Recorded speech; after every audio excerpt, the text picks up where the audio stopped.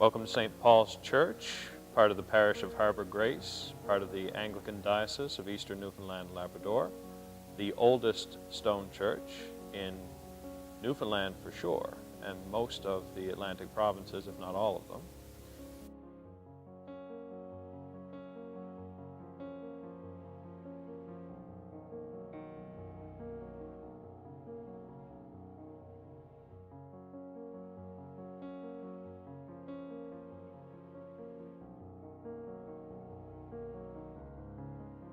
It is of a Gothic revival structure.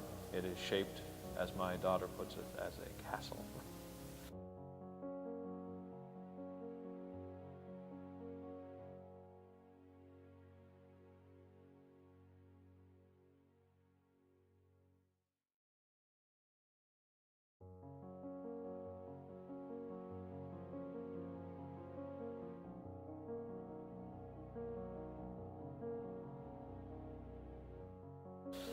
And it has been here longer than almost any church in the Eastern Diocese, if not the whole of Newfoundland and Labrador.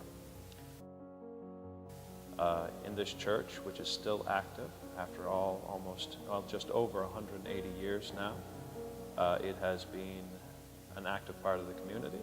It has been built upon still, and yet still maintains its structure, its integrity, and its historical value in the community, despite the additions that we have made over the years. So here we are in the chancel area, which is the sacred space in history, where basically the people of the congregation and only those who are allowed in the sacred space were allowed to be. It's reflective of, in the history of the church and in worship, that this was the sacred space where the altar and any other sacred items would dwell, so that during the communion service and any other service of the church, only those who are working with the altar and working with those elements would be found here. In this church, our sacred space is divided with a kneeling rail, an altar rail as it can be called. The altar rail is very ornate as well, very old. It's so old, in fact, that there are spaces where the gas lights used to be, because this place had very different lighting over the course of its history, candles, gas lights, and eventually electric over the course of the years. In this space as well are many of our ornamental items, such as the newest, which would be the bishop's chair, which the rector would sit in when he is not here, or she. And the major two are two chairs which were donated by George Mackinson back in 1865. And they were donated and brought handmade and carved from India. And they are still here. The only thing that has been done with them most recently is they've been reupholstered. But aside from that, they are the same chairs that have been there the whole time. As well, there is a small credence table. The credence table is used during the service to hold the elements that we use for communion. That would be such as the bread, the wine, and all the other elements that we would have.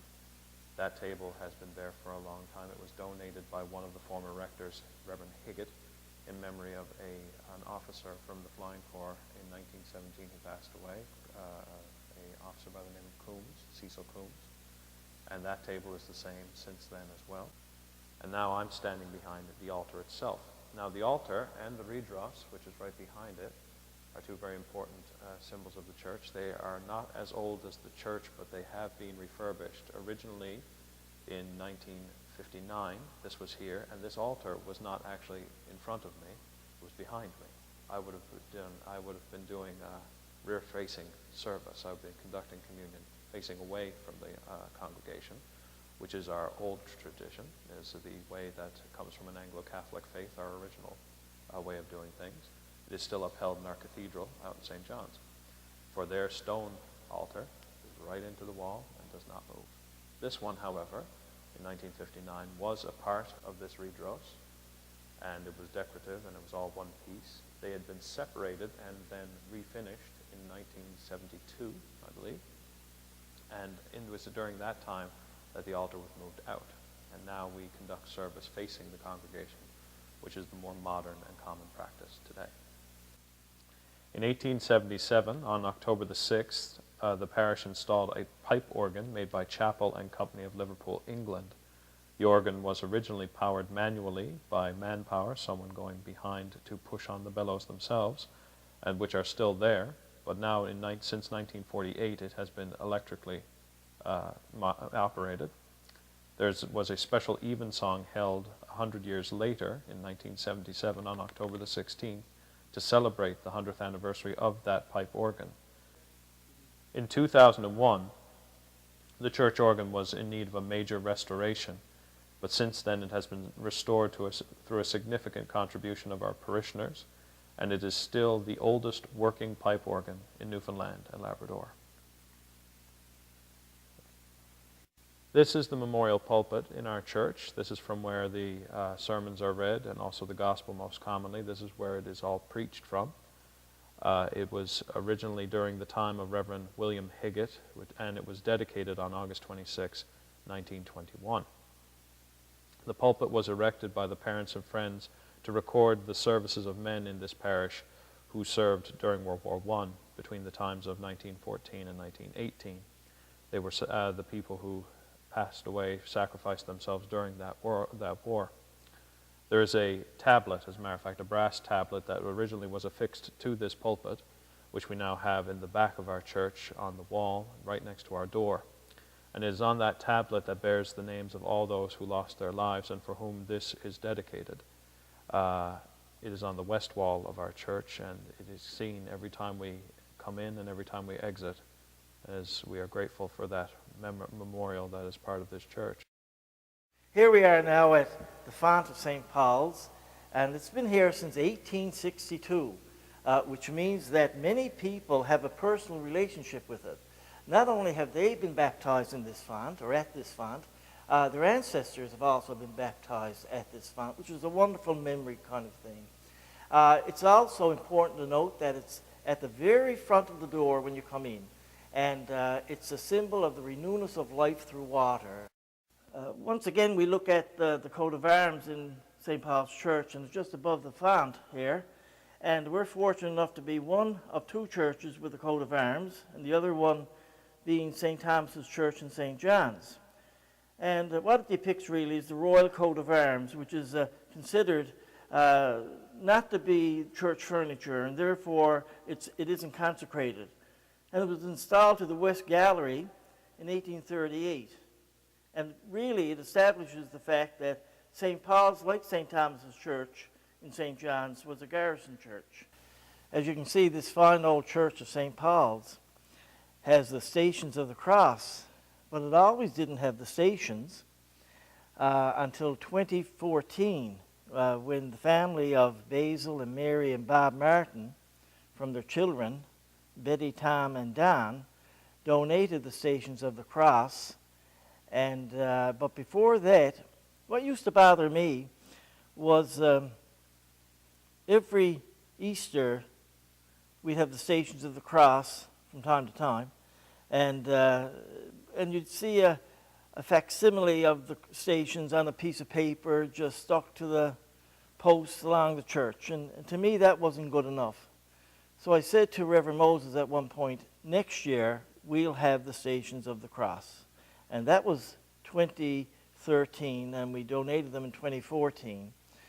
And as you can see, the stations, the number of stations include 14, and it depicts the judgment of Jesus and right up to his resurrection, which includes the 15th station. Now, not all churches have the whole 15 stations, but we're fortunate enough that we donated the whole 15 stations.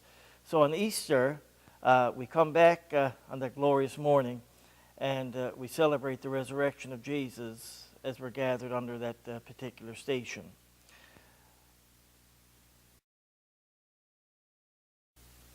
As you can see, as depicted here, is our own belief of faith, taken from the Apostles' Creed, and the words that our Lord has taught us, the Lord's Prayer. And these metal tablets, they depict the Lord's Prayer and also the Ten Commandments. And nothing is recorded, though, which is unfortunate, of the origin or the donor. The tablets here at St. Paul's were installed about 1860, and they were placed on the north and south of the east wall of the transept. But later in 1877, in order to make room for the organ, the tablet bearing the Lord's Prayer and the Apostles' Creed, however, was divided and placed on the south and north walls of the transept. As you can see, the women of the church always contributed to St. Paul's Church, and they did so again in 1860 when these 3 stained glass windows in the chancel were installed in 1860, when the transepts added to the nave of the church were completed. And as the inscription of the central window states, these 3 windows were given by the young women of the parish. Once again, a statement to the work of the women of St. Paul's Church. This wonderful church bell, a bell that we've heard all of our lifetimes, and our ancestors have also heard of it all of their lifetimes, which also gives us a common chord. The bell came from Liverpool, England in 1838, and it was bought by some local merchants, Ridley and Sons. A new bell, purchased in 1901, became cracked, however, in 1912 and had to be replaced. But true to faith, Mrs. R.D. McCrae, a member of the congregation, paid the cost of the replacement bell. And again in 1936, the bell became cracked and had to be recast again. The recasting of the bell was a gift from St. Paul's CEWA and St. Catherine's Guild.